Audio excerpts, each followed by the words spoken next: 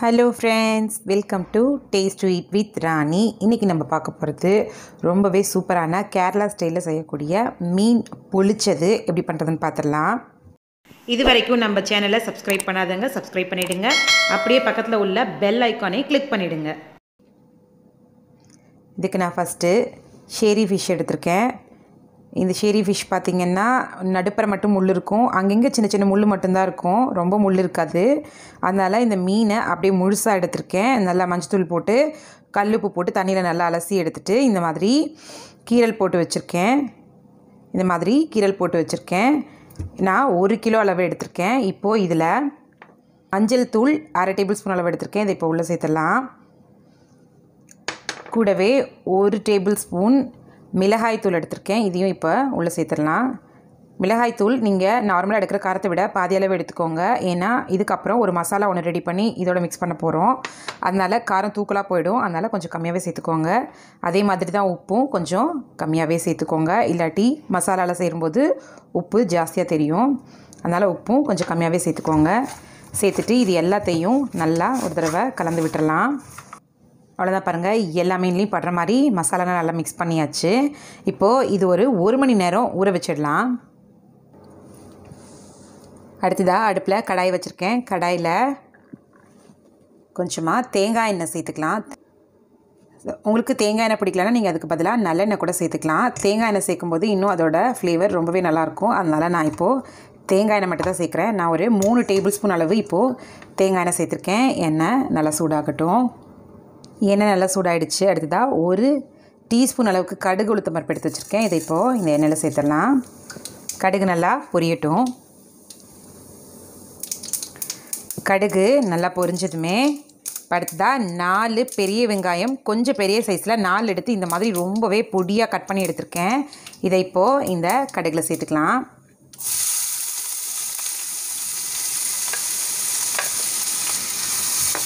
கடுகில் சேர்த்துட்டு நல்லா வதக்கி விட்டுருங்க. வெங்காயம் லைட்டாக கலர் சேஞ்ச் ஆகிற வரைக்கும். அவ்வளோதான், பாருங்கள், வெங்காயம் இந்த அளவுக்கு நல்லா வதங்கிடுச்சு. இப்போது இதில் நான் 1 டேபிள் ஸ்பூன் அளவுக்கு இஞ்சி பூண்டு விழுது எடுத்திருக்கேன். இதையும் இப்போ இதில் சேர்த்துக்கலாம். சேர்த்துட்டு இந்த இஞ்சி பூண்டு பேஸ்ட்டு பச்சை வாசனை போகிற வரைக்கும் வதக்கிக்கலாம். இஞ்சி பூண்டு பேஸ்ட்டும் பச்சை வாசனை போயிடுச்சு. இப்போ அடுத்ததாக இதில் தக்காளி, நல்ல பழமான தக்காளி, ஒரு 4 தக்காளி மீடியம் சைஸ் எடுத்து இந்த மாதிரி பொடியாக கட் பண்ணி வச்சுருக்கேன். இதை இப்போ இதில் உள்ளே சேர்த்துடலாம். தக்காளி சேர்த்துட்டு ஒரு தடவை லைட்டாக மிக்ஸ் பண்ணி விட்டுடலாம்.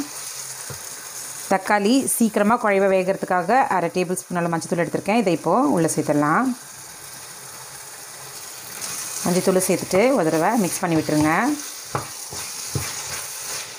ஆல்ரெடி நம்ம மீன்லேயும் உப்பு மிளகாத்தூள் போட்டு பரட்டி வச்சுருக்கோம். அதனால் இப்போது இதுக்கு தேவையான அளவு மட்டும் நம்ம உப்பு சேர்த்துக்கலாம். உப்பு சேர்த்துட்டு ஒரு தடவை நல்லா கலந்து விட்டுருங்க.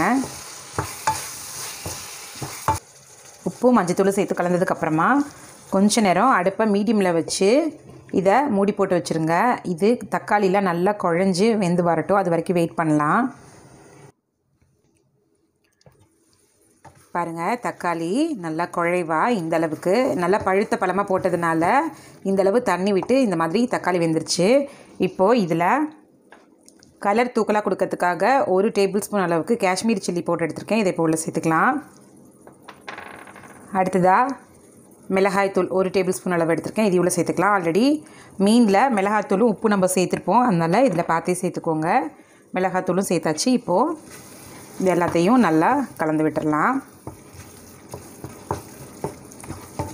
அதெல்லாம் உள்ளே சேர்த்ததுக்கப்புறமா ஒரு 1/4 டம்ளர் அளவு இதில் தண்ணி சேர்த்துக்கோங்க. தண்ணி சேர்த்துட்டு இதை ஒரு தடவை நல்லா கலந்து விட்டுருங்க.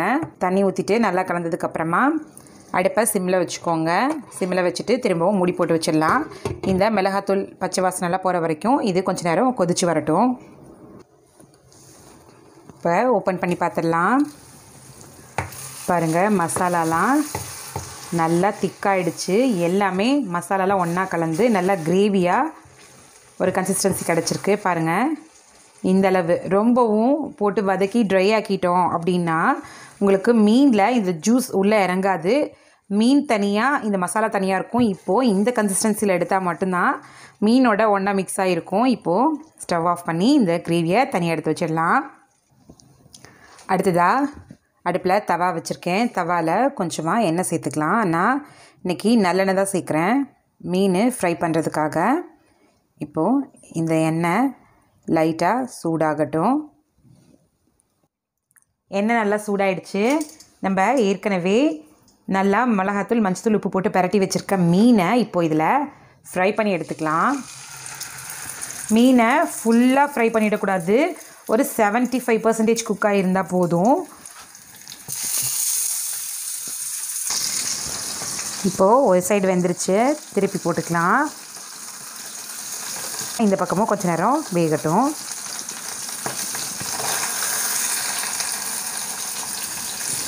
மீன் பார்த்திங்கன்னா 3/4 அளவு நல்லா வெந்துருச்சு.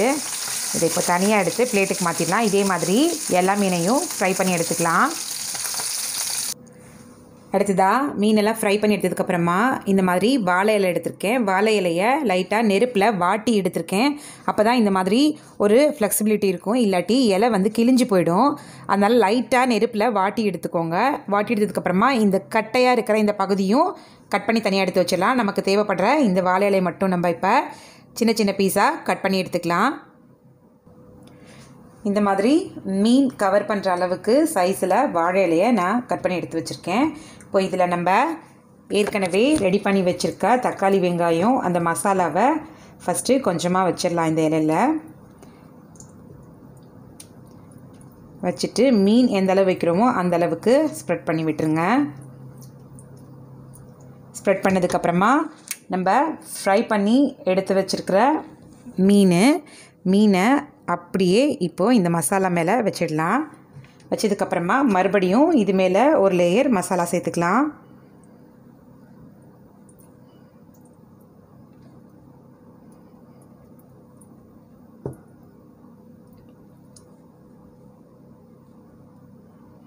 இந்த மாதிரி அடியில் மசாலா, மேலே மீன், திரும்ப மீன் மேலேயும் மசாலா சேர்த்தாச்சு. இப்போது இந்த இலையை நம்ம ஃபோல்ட் பண்ணிக்கலாம், மடிச்சிடலாம். இந்த இலையை நம்ம இப்போது மடிச்சிடலாம்.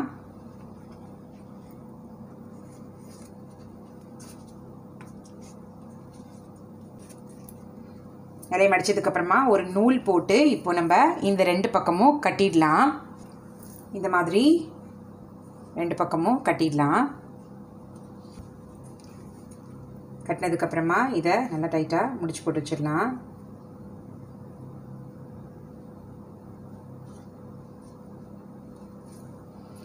அவ்வளோதான். பாருங்கள், மீன் நல்லா இலையில் நல்லா சூப்பராக வச்சு ஃபோல்ட் பண்ணியாச்சு. இதே மாதிரி எல்லா மீனையும் செஞ்சு எடுத்து வச்சிடலாம்.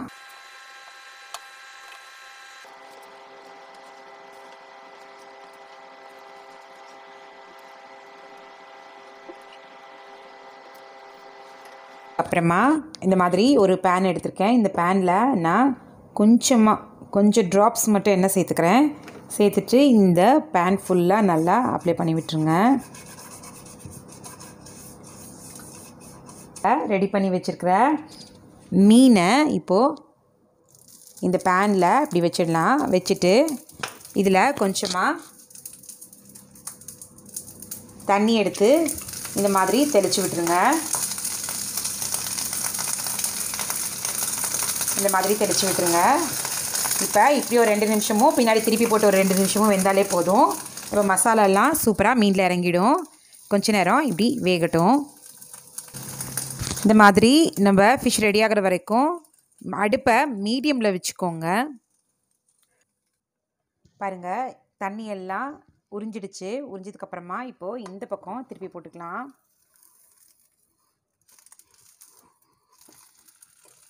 பாருங்கள், இலையெல்லாம் நல்லா வெந்திருக்கு. பாருங்கள், பார்க்கும்போதே தெரியும்.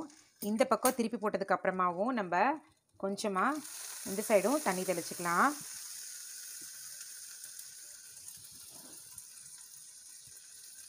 ரெண்டு பக்கமே நம்மளோட மீன் 2 நிமிஷம், மொத்தம் 4 நிமிஷம் நல்லா வெந்துருச்சு. இப்போது மீனை நம்ம தனியாக எடுத்து பிளேட்டுக்கு மாற்றிடலாம். இதே மாதிரி எல்லா மீனையும் செஞ்சு எடுத்துக்கலாம். அவ்வளோதான். பாருங்கள், நம்மளோட மீன் பொளிச்சது சூப்பராக தயாராகிடுச்சு. இப்போது இந்த நூல் எல்லாத்தையுமே கட் பண்ணிடலாம்.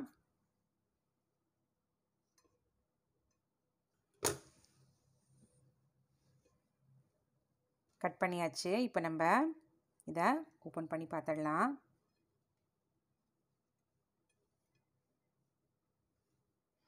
கம்ம கம்மன்னு இலை வாசத்தோட நம்மளோட மீன் பொரிச்சது பாருங்கள் எவ்வளோ சூப்பராக தயாராகிடுச்சுன்னு. ரொம்ப சூப்பராக தயாராகிடுச்சு. ரொம்பவே வாசமாக இருக்குது. கண்டிப்பாக நீங்களும் ட்ரை பண்ணி பாருங்கள். ட்ரை பண்ணி பார்த்துட்டு எப்படி இருக்குன்னு கமெண்ட்டில் சொல்லுங்கள். இந்த வீடியோ உங்களுக்கு பிடிச்சதுன்னா லைக் பண்ணி, ஷேர் பண்ணி, கமெண்ட் பண்ணி, மறக்காமல் சப்ஸ்கிரைப் பண்ணிவிடுங்க. தேங்க்யூ ஸோ மச் ஃபார் வாட்சிங்.